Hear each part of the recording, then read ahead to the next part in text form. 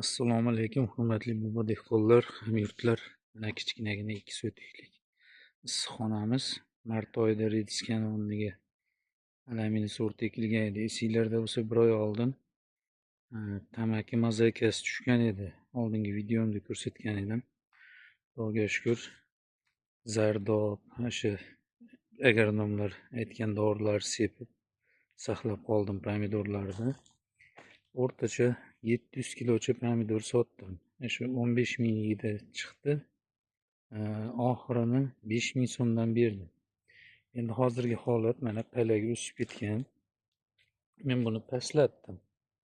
Endi shunga maslahatinglar kerak, hurmatli katta dehqon akalar, amakalar.